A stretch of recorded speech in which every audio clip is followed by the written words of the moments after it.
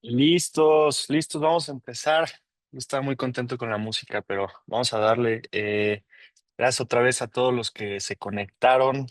Seguro nos van a ir alcanzando más personas. De hecho, ya me escribieron un par de personas que cuál es esa canción. Luego, si quieren, empezamos un podcast sobre la música de los webinars y ahí te la paso, Edmundo.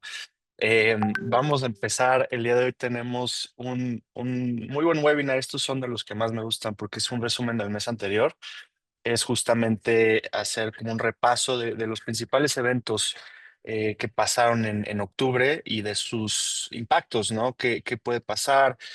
Oportunidades que vemos, los efectos directos que pueden tener todos estos eventos. Y octubre fue un mes lleno de cosas. La verdad fue un mes muy interesante.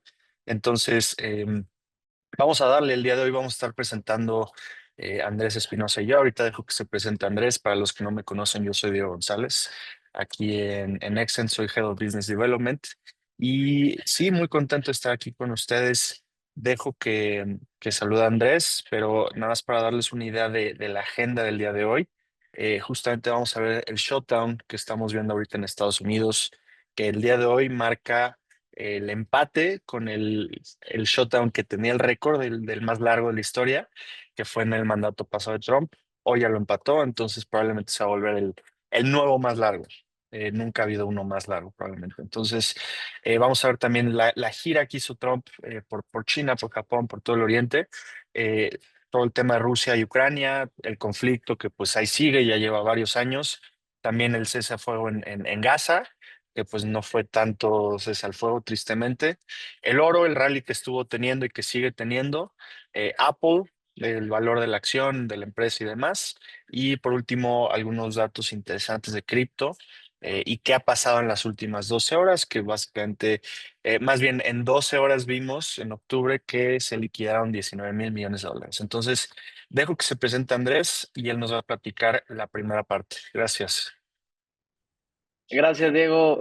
Sí, nuevamente muy interesante webinar. Antes que nada, como siempre, agradeciendo infinitamente su asistencia y su participación activa. Y sobre todo, ya es noviembre, penúltimo mes del año, ya que 11 de 12 y no paran las noticias, no paran las oportunidades, no paran los análisis fundamentales ni los análisis técnicos que con eso conlleva y nos da como resultado este tipo de oportunidades que les vamos a presentar ahora mismo, ¿no? Antes que nada empezamos con el shutdown, si podrás pasar a la siguiente, Diego. Analizaremos cómo esta política estadounidense, todo lo que ha hecho Trump, particularmente bajo su administración, está redefiniendo la estrategia tanto energética como de comercio global.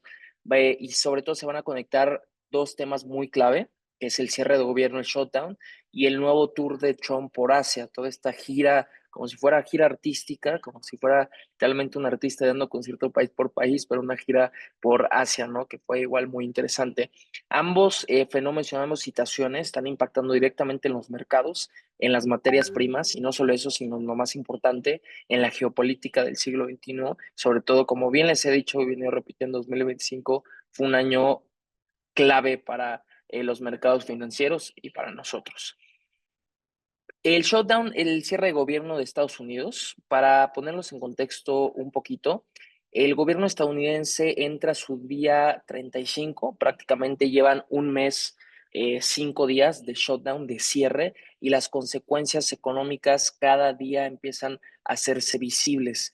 Desde, desde datos que están ralentizados, desde datos que están pausados, por ende los bancos centrales no pueden tomar decisiones con estos datos ya que no salen, entonces tienen que fijarse más en datos del sector privado, ni siquiera en datos públicos, además del gasto público que se está teniendo por falta de pagos de algunos sueldos, personas que trabajan en el sector público, en gobierno, hasta contratos con contractors que igualmente están dando pérdidas por billones de dólares, ¿no? Según el Congressional Budget Office, el impacto podría alcanzar los 15.000 millones de dólares por semana o 15 billones de dólares por semana. Entonces, imagínense si ya se lleva casi 5 semanas. 4 semanas, 5 días. Esto equivale a más de 2 veces el PIB semanal de países de pequeños como lo son Paraguay, como lo son Bolivia, entre otros. Entonces, imagínense como el impacto que podría alcanzar semanal es el PIB semanal de algunos países. Para ponerlos en contexto un poquito y vean la magnitud de lo que está sufriendo Estados Unidos, ¿no? A pesar de esto, el dólar está depreciando contra todas las divisas, esto por otro tipo de factores, pero básicamente los servicios públicos están paralizados, agencias agrícolas, aduanas, inmigración, incluso investigaciones federales, ¿no? Y lo más crítico es que la Reserva Federal queda completamente a ciegas durante todo el cierre por el mismo delay que hay en los datos públicos y no puede tomar la mejor decisión para recorte de tasas de interés, desempleo, empleo, jobless, non-farm, non-farm roles, de igual forma el cambio en el empleo, entre otras cosas, ¿no? Un hecho poco conocido es que durante un shutdown, la Fed pierde temporalmente acceso a datos del departamento, tanto del Tesoro y del empleo público. Entonces, esto principalmente dificulta todos sus modelos económicos y sobre todo también los modelos de inflación. Aumenta la volatilidad en los mercados de bonos, hace que el oro se convierta en un refugio natural, como lo hemos visto, como el oro se convirtió en máximos históricos y uno de los activos que más se apreció en el 2025 y el impacto financiero llega aproximadamente a $400 millones por día. Mientras dure el cierre, la economía estadounidense sentirá semanalmente, como yo les mencionaba, $15,000 millones, dado a salarios no pagados a los servidores públicos, ¿no? Con el regreso de Trump a Estados Unidos tras su agenda en Oriente y sobre todo en Asia, se supone que el estancamiento con los demócratas se resolverá. Se espera una pronta resolución, pero en lo personal yo digo que todavía esto se va a extender durante 2 meses. Todavía no se ha llegado a un acuerdo entre los demócratas y republicanos sobre el budget que se tiene de gasto público. Entonces, mientras no se llegue a un acuerdo, $400 millones diarios se van a esfumar, $15,000 millones a la semana y pues mayor incertidumbre en la economía estadounidense, ¿no? Aquí como oportunidad tenemos el oro, que es el cierre es una combinación de incertidumbre más menor actividad económica, más imprevisibilidad monetaria. Entonces, el oro se beneficia directamente, a pesar de que hoy está bajando un 2%, esto puede retomar un camino muy bueno y un rally ganador para el oro. Con la incertidumbre de la Fed y de estar ciego, en las decisiones y el aumento a los costos fiscales, el metal se convierte en una reserva de valor muchísimo más atractiva, ¿no? Lo segundo es el impacto financiero y oportunidad que pues tiene el oro, como bien les mencionaba, el oro tradicionalmente es lo inverso al dólar y a la confianza institucional.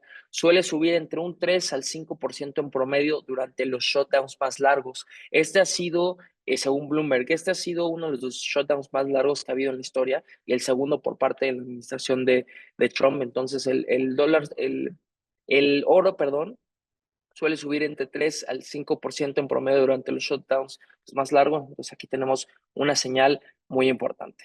Luego, lo siguiente, si nos vamos a la siguiente diapositiva, Diego, por favor, tenemos todo la gira artística de Trump por Medio Oriente, como si fuera un cantante, como si fuera un artista mundialmente reconocido, que lo es, pero es político. Se dio toda una gira por varios países de Asia con un objetivo claro: romper la dependencia de China en la cadena de suministro de tierras raras. Esto es un tema muy importante porque están yendo en específico y están demandando minerales y sobre todo tierras raras. Estos elementos son críticos para producir que semiconductores, baterías, vehículos eléctricos y lo más importante que Estados Unidos pone su presupuesto y pone toda la mano pesada en eso es en su tema de defensa y milicia. Entonces, Estados Unidos, como bien lo sabían, quiere dejar de depender justamente de China mediante estos minerales y tierras raras que son usadas para cosas sumamente importantes y con carácter incluso hasta de seguridad nacional para Estados Unidos, como lo son los semiconductores. Por ejemplo, su smartphone, ya sea iPhone 17, 16 o lo que es un teléfono inteligente promedio, contiene entre 8 y 10 tipos de tierras raras. Sin ellos no existirían pantallas LED, no existirían el litio para las pilas de larga duración, para producir igualmente semiconductores, baterías, vehículos eléctricos, sobre todo Tesla, tenemos el mayor ejemplo, BYD también, y sobre todo sistemas y sobre todo inteligencia artificial, que es lo más importante, ¿no? En otras palabras, quien controla las tierras raras, controla el futuro tecnológico. Así de sencillo. Por eso hemos visto buen desempeño tanto buen desempeño y desarrollo económico en China, sobre todo en lo tecnológico, ¿no? El tema es este mismo, enfrentamientos de Trump con China. El procesamiento de tierras raras es caro, es lento y sobre todo altamente contaminante, involucrando subproductos radioactivos, lo que hace que pocos países quieran desarrollar esta industria internamente, que es lo que hace China completamente en su forma interna, ¿no?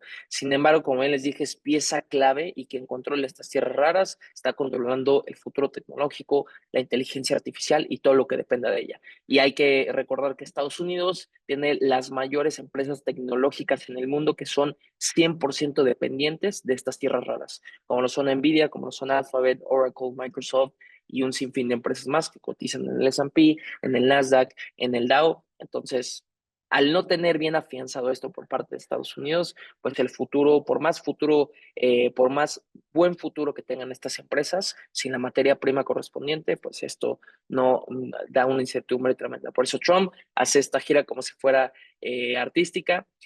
China maneja más del 50% de la producción mundial, nada más para que se den una idea, y el 90% del procesamiento mundial. Por eso en algunos teléfonos, por ejemplo, los iPhones dice diseñado en California, pero hecho en China. La mayoría de cosas realmente tecnológicas están hechas en China. Estados Unidos importa más del 80% de las de tierras raras de China. Entonces tenemos un déficit comercial gigantesco respecto a su socio comercial más grande del mundo, China, e incluso con nosotros también México. Estados Unidos tiene un déficit comercial muy, muy grande con respecto a nosotros.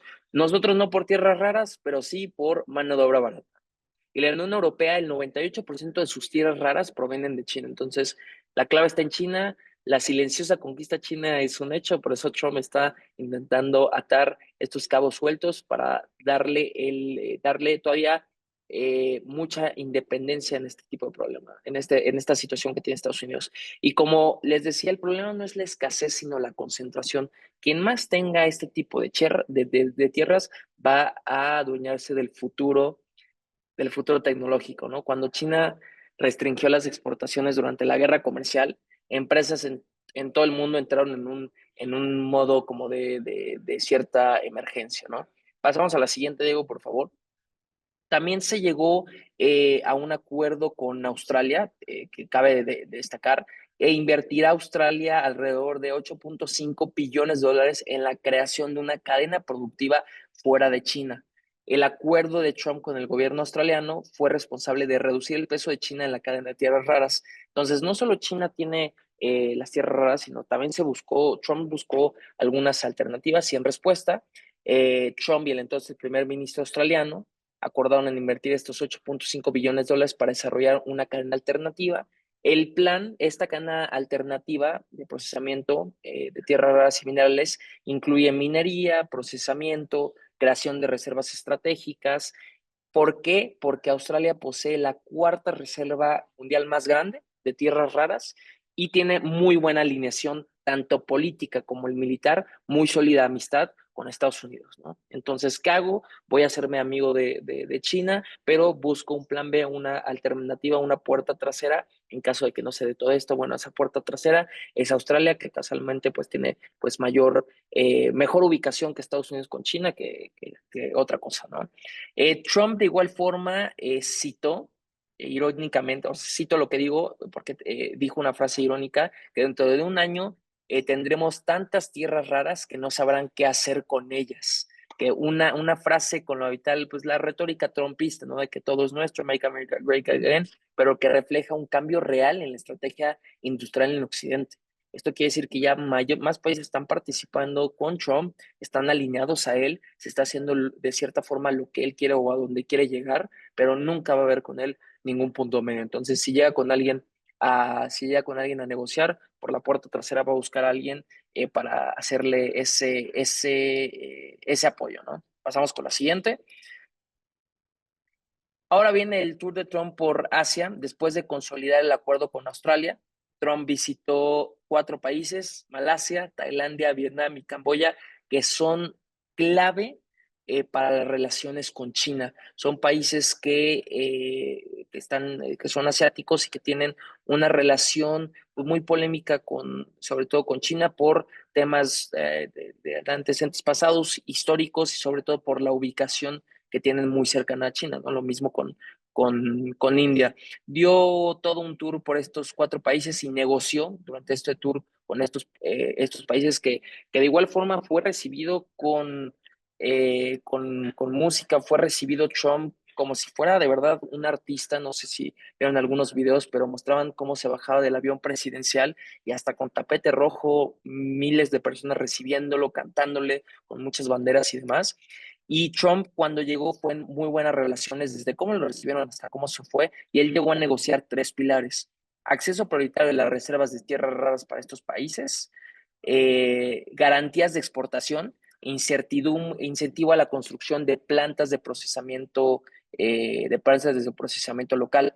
Vietnam y Tailandia, hay que recordar que son hoy 2 de los 5 países con mayores reservas sin explotar de tierras raras. Esto por falta de infraestructura, por falta de inversión. Entonces, nuevamente, no es casualidad que Trump está haciendo la visita a estos países. Entonces, Washington considera piezas clave para diversificar la cadena de suministro y reducir la vulnerabilidad estratégica. Voy con el que más control tiene, que es China.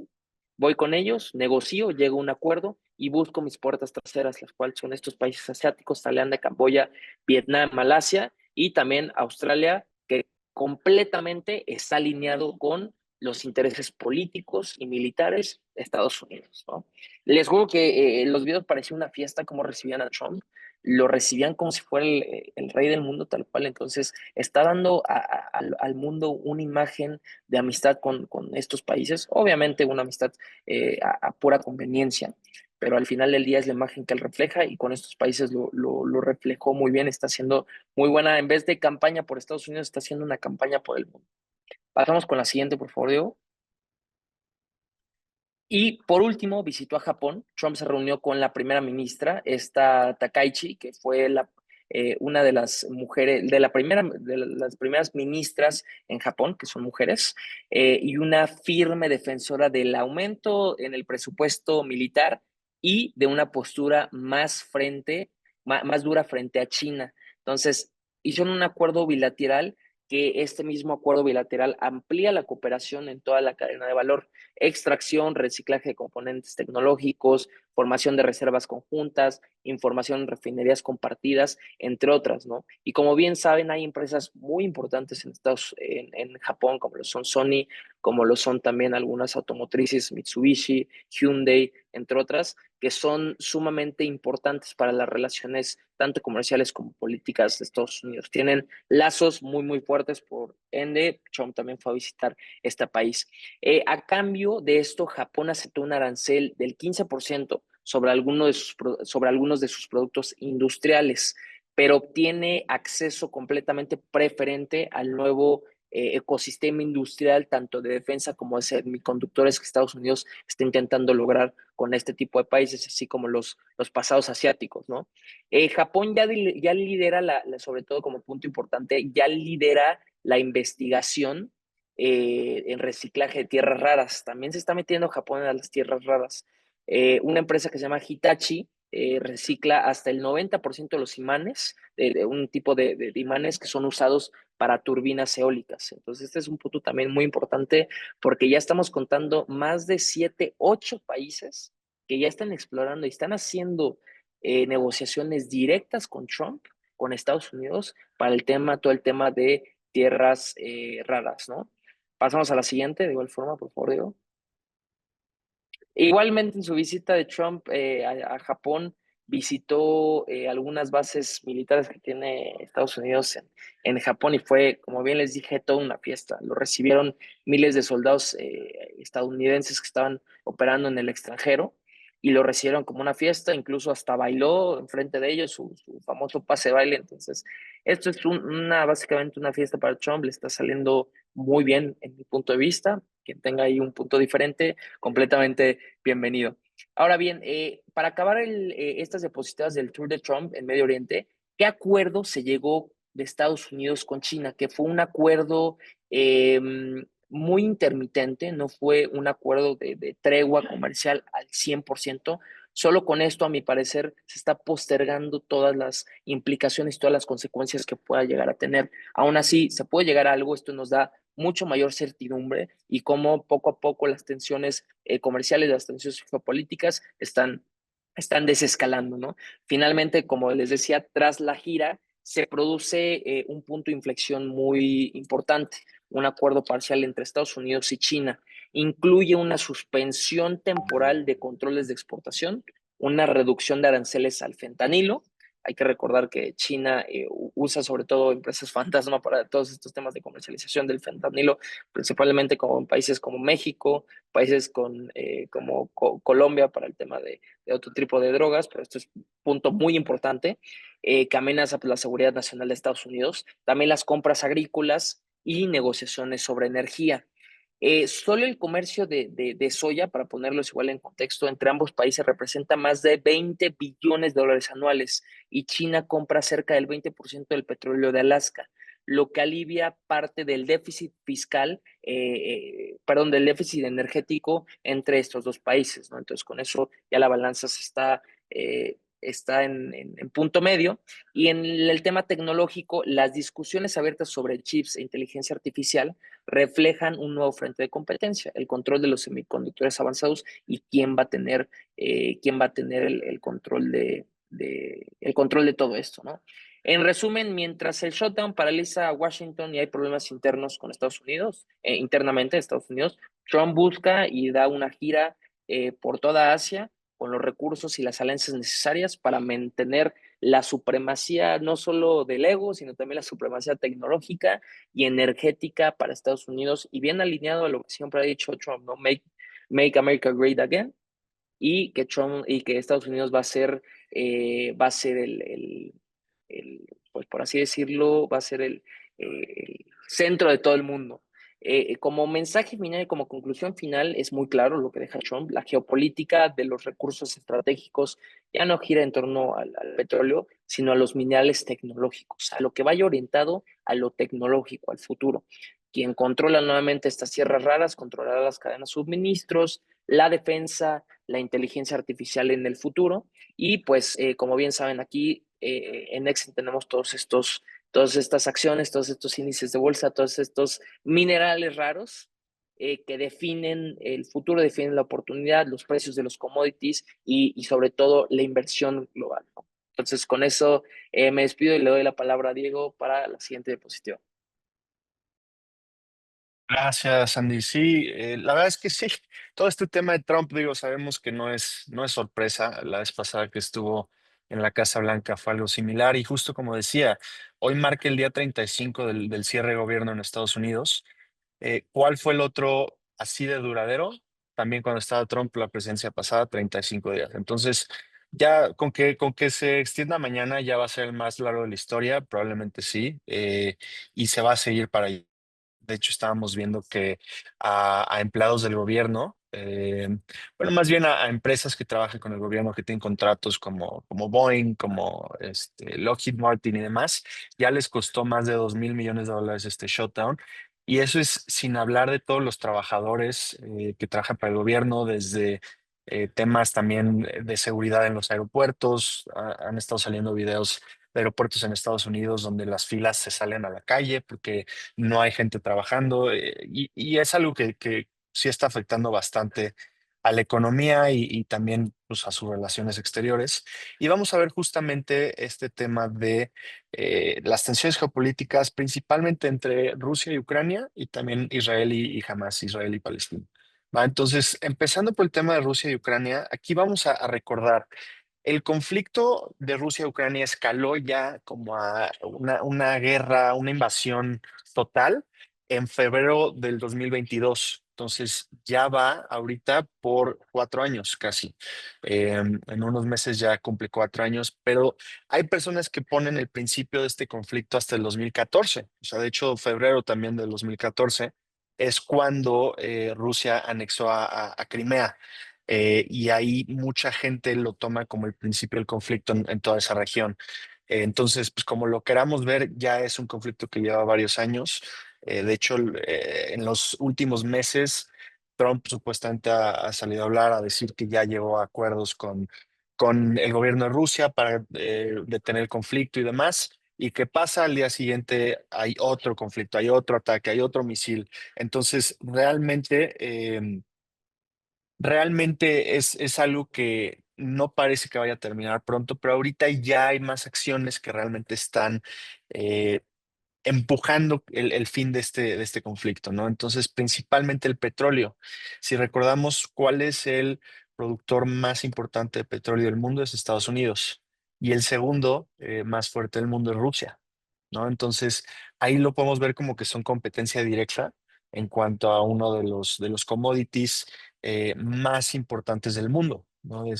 La realidad es que dependemos mucho del petróleo, digo, cada vez hay más enfoque en energías renovables, en vehículos eléctricos, paneles solares y demás, pero el petróleo sigue siendo algo básico también para calentar hogares, para trabajar fábricas, para construcciones. Entonces, obviamente va a seguir siendo un bien bastante importante por muchos años.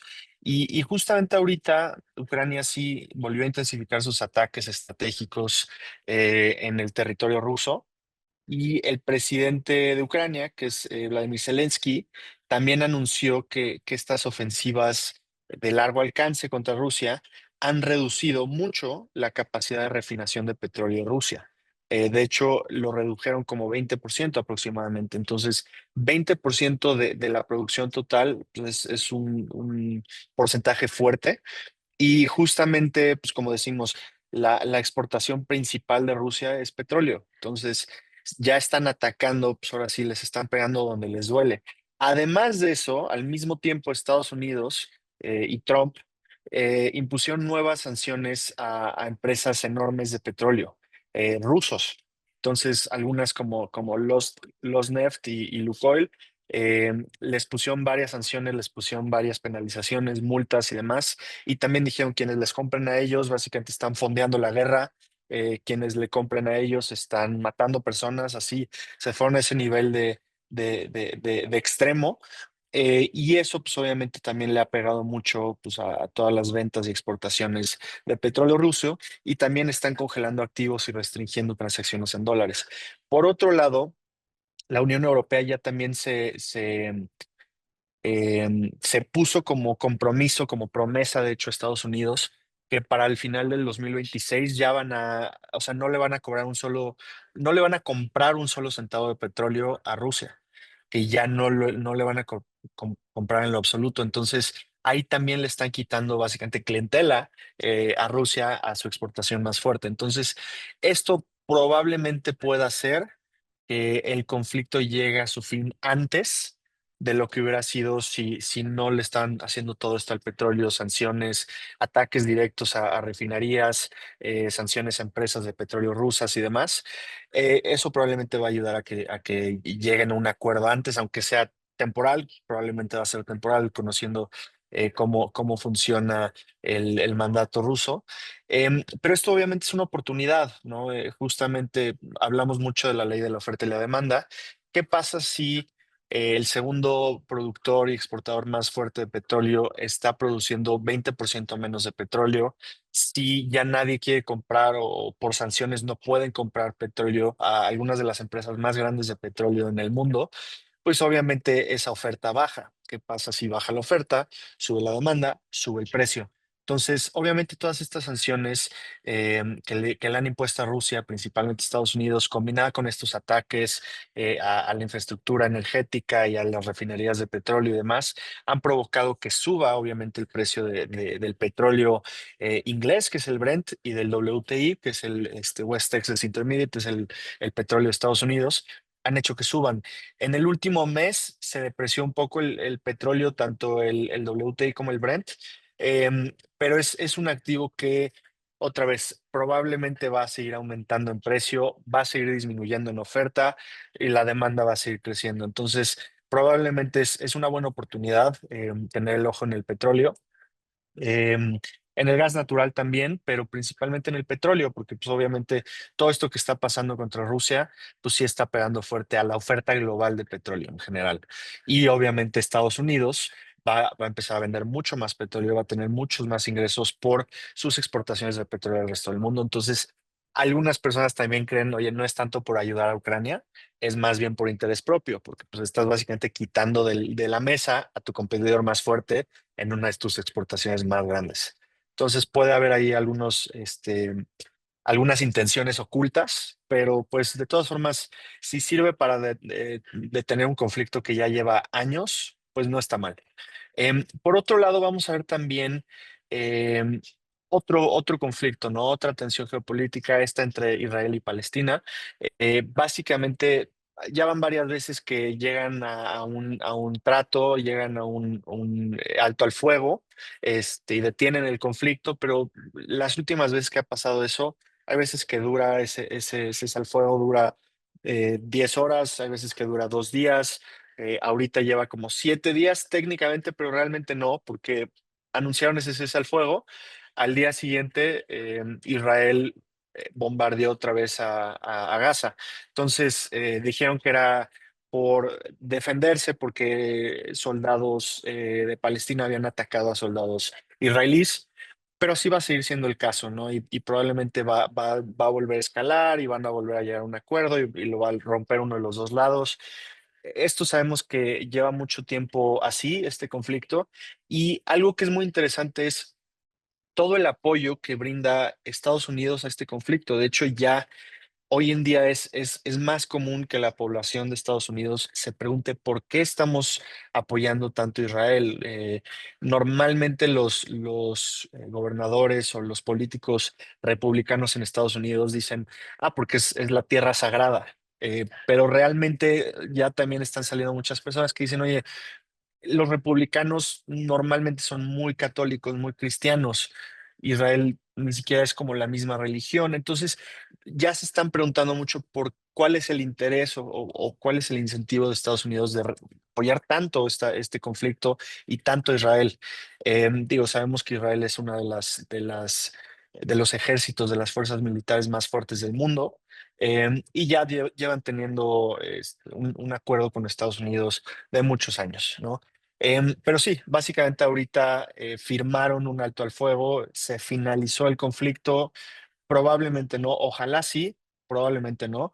El acuerdo básicamente jamás se comprometió a liberar a los rehenes que tenían de Israel.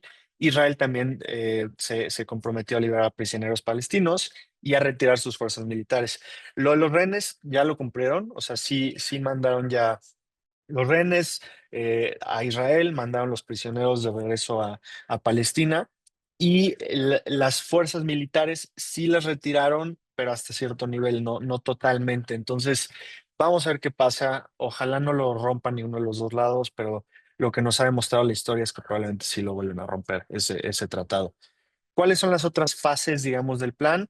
La desmilitarización gradual de Gaza, la creación de una administración de transición y también un inicio de un proceso de reconstrucción con apoyo internacional, o sea, reconstruir principalmente Gaza, que se vio súper afectado por los bombardeos de Israel. Entonces, sin embargo, como decimos, el alto al fuego sigue siendo algo extremadamente frágil, mucha posibilidad de que se vuelva a romper, pero lo que sí es que justamente funcionarios de la ONU anunciaron que están como a 2 semanas de poder eh, meter ya esta administración de transición que va a ayudar básicamente a detener conflicto de ambos lados y a empezar a transicionar hacia la paz. Eso queda en 2 semanas. Espero que en esas 2 semanas no vuelva a escalar el conflicto. Y aquí digo, tristemente, ¿no? Realmente todo lo que vemos, cualquier evento político, económico, social, tiende a reflejarse en los mercados. Entonces, obviamente, nadie quiere aprovecharse de conflictos o de cosas como una guerra, pero sí se puede ver como una oportunidad de cierta forma, porque hay activos que se benefician mucho en tiempos de inestabilidad o en tiempos de guerra, ¿no? Entonces, justamente esta inestabilidad significa que si vuelve a reanudar el conflicto, que es altamente posible. em, Normalmente el oro es un activo refugio. Cuando hay mucha incertidumbre, inestabilidad, miedo, el oro tiende a subir mucho, es un safe haven. Em, y también el petróleo y el gas. O sea, también sabemos que algunas de las refinerías y algunas de las rutas también más importantes del mundo para exportar e importar petróleo pasan justamente por toda esta zona de conflicto. Entonces, si vuelve a escalar el conflicto, probablemente va a subir más el precio del petróleo, el precio del gas natural y, como decimos, por la inestabilidad y la incertidumbre, también el precio del oro. Entonces, a ver qué pasa en cuanto a eso. Y justamente relacionado al oro, hemos visto un rally fuertísimo del oro las últimas semanas, los últimos meses, todo lo que va del año. O sea, de hecho, eh, todos los días salen a hablar analistas de bancos, de Goldman Sachs, de Morgan Stanley, de Bank of America, y suben más sus precios de expectativa del oro.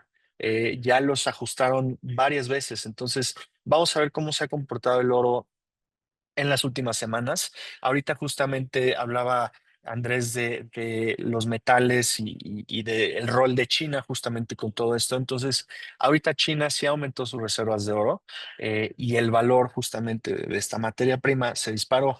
Si recordamos el oro, todos los commodities realmente, pero el oro es de los activos o de los bienes que son más finitos de todos. ¿Qué significa eso?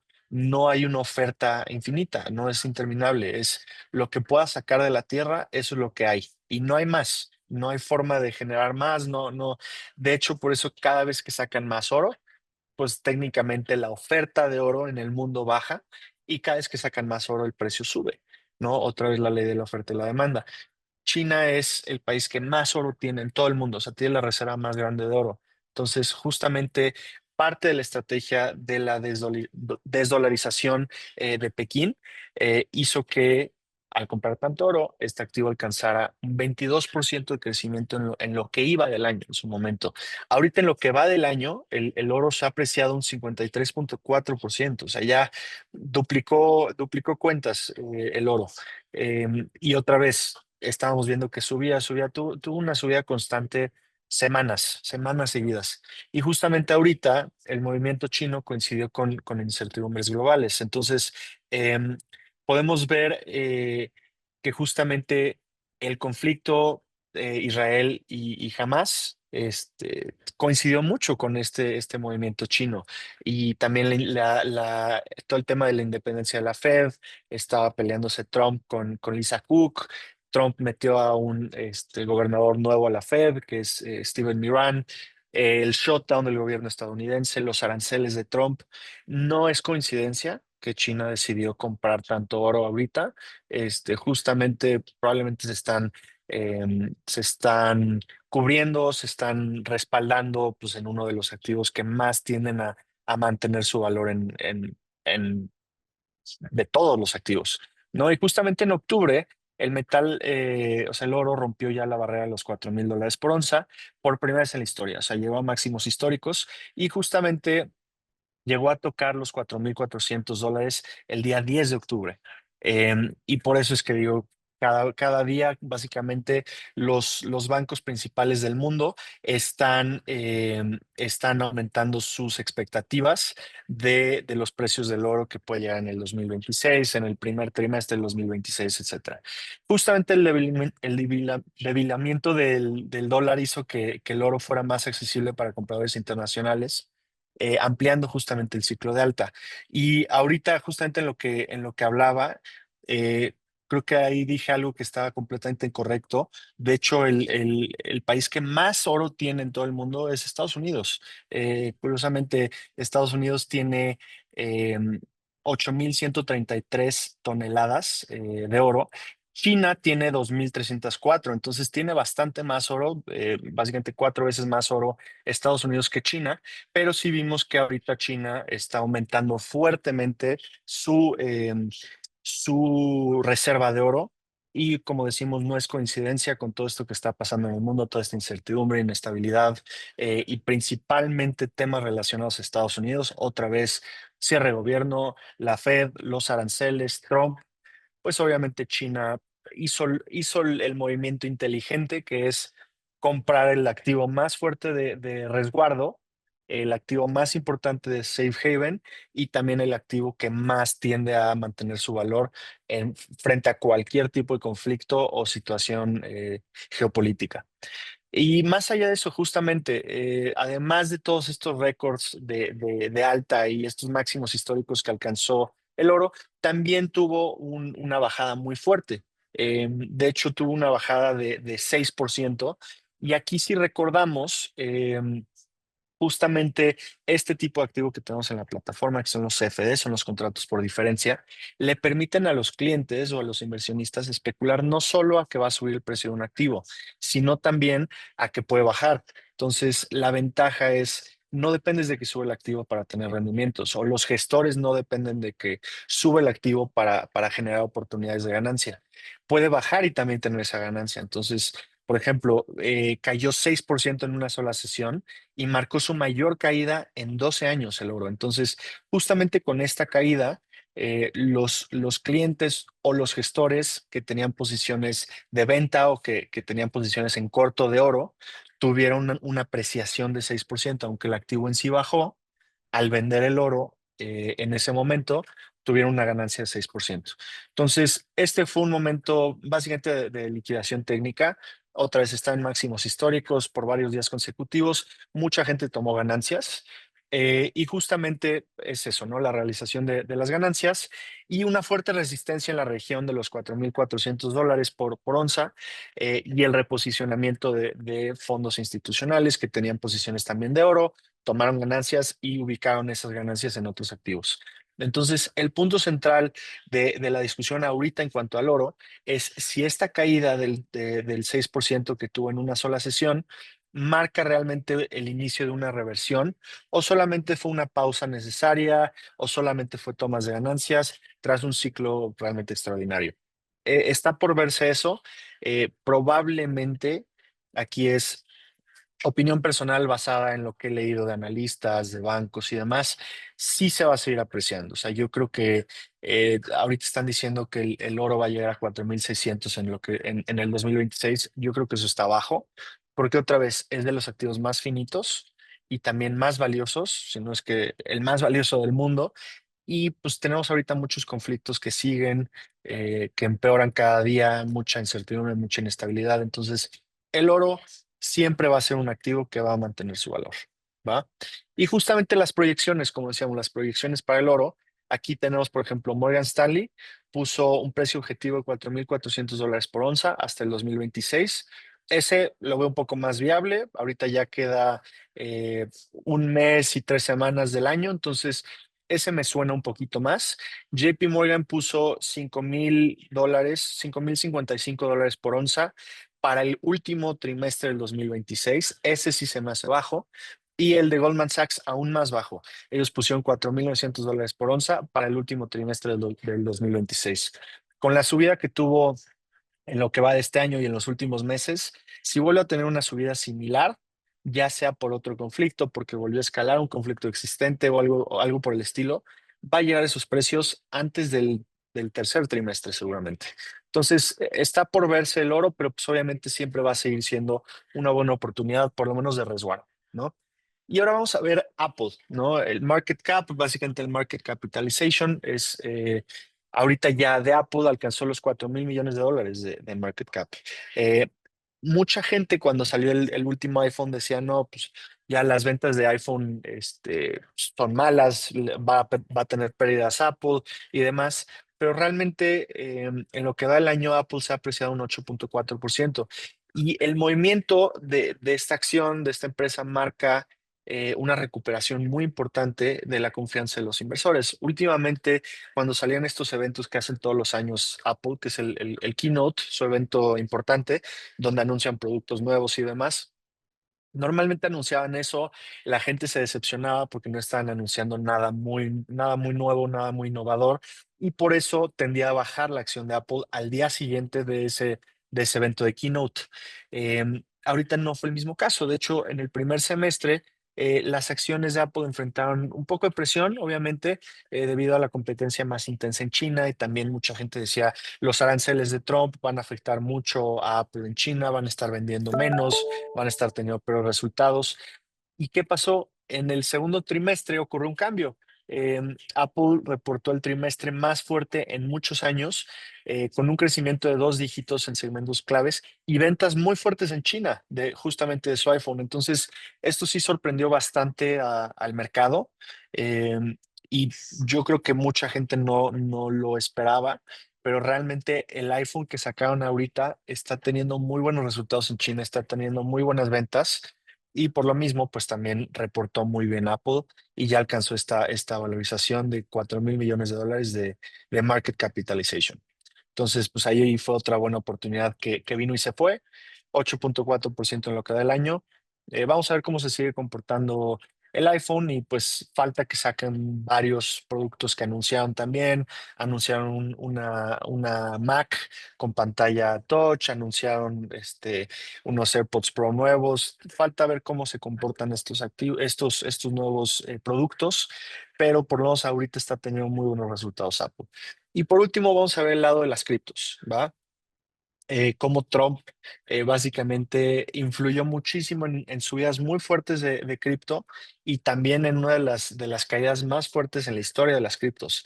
Y justamente la liquidación de miles de millones de dólares. Entonces, ahorita justamente vamos a ver que 19,000 millones de dólares en cripto fueron liquidadas en solamente 12 horas. ¿Por qué? Muy sencillo, una publicación de Trump en Truth Social, su red social similar a Twitter. Básicamente, eh, aquí el post de Trump encendió una señal de alerta en el mercado, de incertidumbre también, teniendo un impacto obviamente muy agresivo para todos los que ya tenían posiciones muy apalancadas o muy importantes en diferentes criptos, principalmente Bitcoin, pero también otras altcoins y demás. Este efecto dominó se conoce como una cascada de liquidación. Es un movimiento autoalimentado que amplifica la caída. Entonces, tuitea, vamos a decir esto, Trump, empieza a vender la gente, eso causa más caídas, eso causa más miedo y la gente por ver esas caídas a lo mejor ni siquiera llegó a ver lo de Trump y solo por ver esas caídas vendió más. Pero también por otro lado, muchos traders entraron al mercado usando 200, 500, incluso 5,000 de apalancamiento. Entonces, aquí realmente el riesgo no fue tanto la volatilidad, sino o sea, la subida de este apalancamiento, cómo se apalancaron todas estas personas, y justamente bajaron todas estas criptos.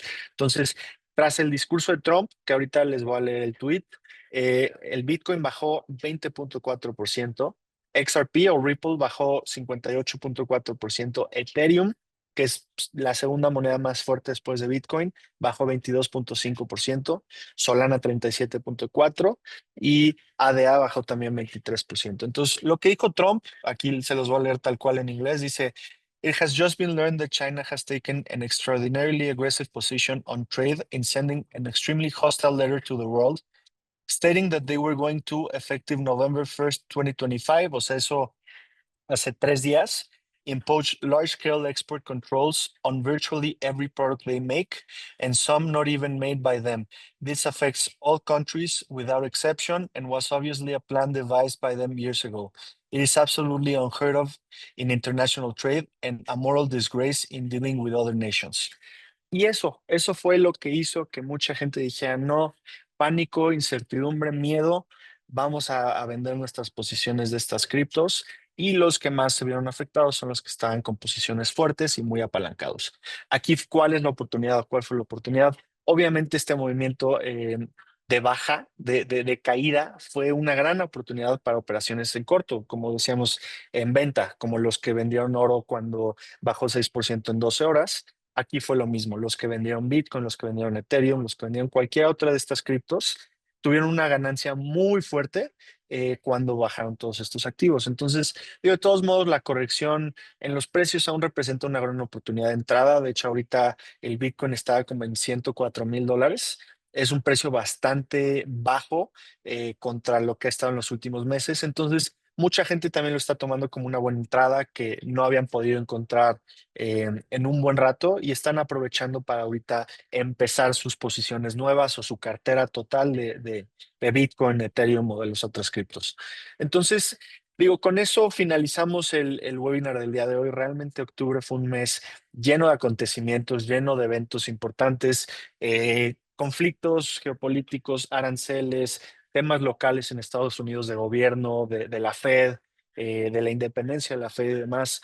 Esto obviamente va a tener muchos efectos en el corto plazo.